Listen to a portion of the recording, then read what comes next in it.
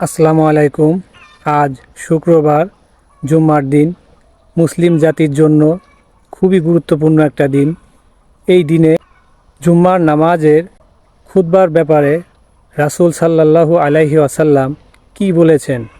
বলেছেন, যে ব্যক্তি জুম্মার দিনে গোসল করে সুন্দরভাবে পরিষ্কার হয়ে সুগন্ধি ব্যবহার করে তারপর মসজিদে যায় ও চুপচাপ খুতবা শোনে, তার এক জুম্মা থেকে অন্য জুম্মা পর্যন্ত ও তার অতিরিক্ত 3 দিন পর্যন্ত সকল গুনাহ মাফ হয়ে যায়। সুবহানাল্লাহ।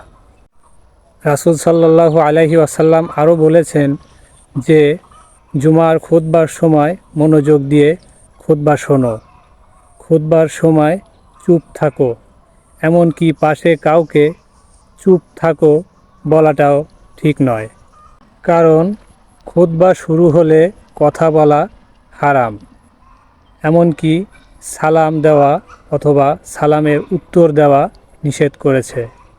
মনোযোগ সহকারে খুতবা শোনা ফরজ। জুমার খুতবা জুমার নামাজের অংশ হিসেবে গণ্য করা হয়। আর খুতবা চলাকালীন সময় কেউ যদি কথা বলে তাহলে তার জুমার সওয়াব নষ্ট হয়ে যাবে। তাই আমরা এই সকল কাজ থেকে বিরত থাকব ইনশাআল্লাহ। আর আমার কথার মধ্যে যদি কোনো ভুল থাকে আপনারা অবশ্যই আমাকে বলবেন। তো সবাই ভালো থাকবেন, সুস্থ থাকবেন। আল্লাহ হাফেজ।